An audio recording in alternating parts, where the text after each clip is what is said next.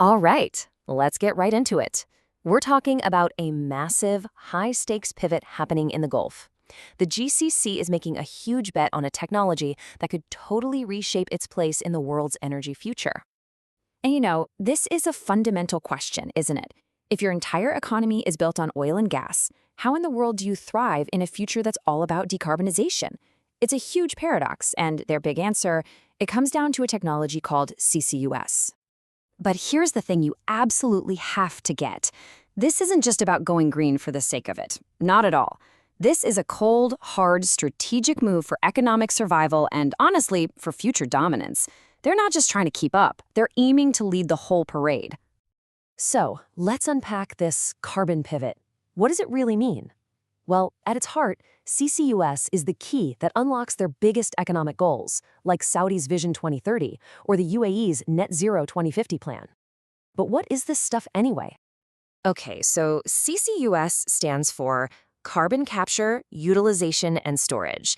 In plain English, it's basically a high-tech toolkit for grabbing carbon dioxide right at the source, think big factories, power plants, before it ever has a chance to get into the atmosphere. It really boils down to a three-step process. First, you capture it. You filter out the CO2 from all the other exhaust gases. Then you transport it, which usually means compressing it into a liquid and shooting it through a pipeline. And finally, you either store it for good, locking it away deep underground, or you utilize it, turning that captured carbon into something new, like fuels or even concrete. So how do they actually do the capture part? Well, it's not a one-size-fits-all kind of deal. There's a whole menu of options, and the right choice really depends on what you're trying to do. You've got a few main flavors here. Post-combustion is kind of like a filter you can bolt onto an existing factory. Pre-combustion is super important because it's how you make so-called blue hydrogen.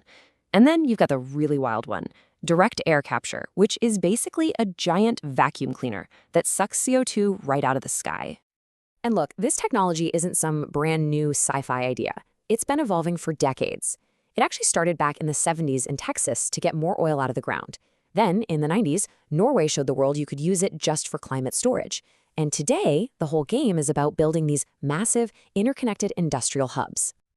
All right, so that brings us back to the Gulf. We've covered the what's and the how, but the real question is why?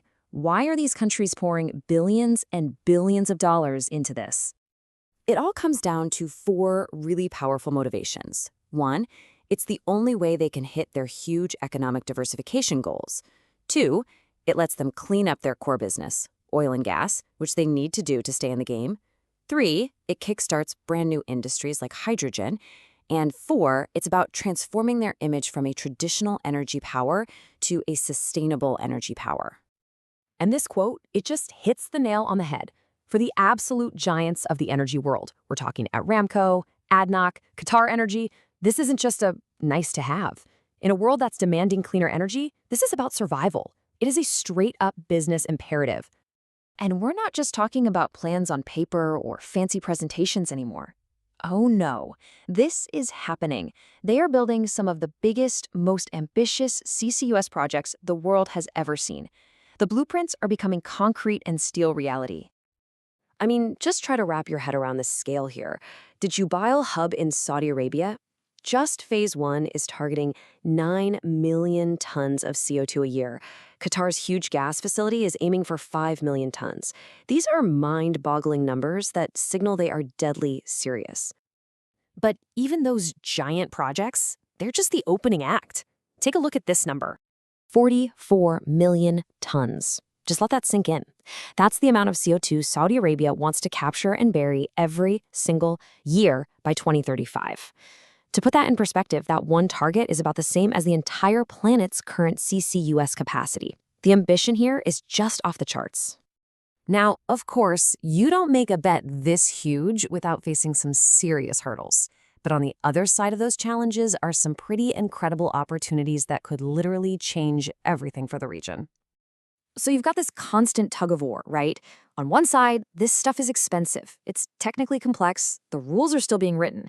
But on the other side, the prize is huge, becoming a global powerhouse in blue hydrogen, using AI to make everything smarter, and creating an entire regional market for carbon. And this is the key takeaway, really. The future is integrated. CCUS isn't just one thing. It's a platform. You connect it to hydrogen production, you supercharge it with AI to make it safer and more efficient, and you use it to build bridges, creating a collaborative carbon market across the entire region. So, that leaves us with one final big question. For the last 100 years, the Gulf's power came from what it pulled out of the ground.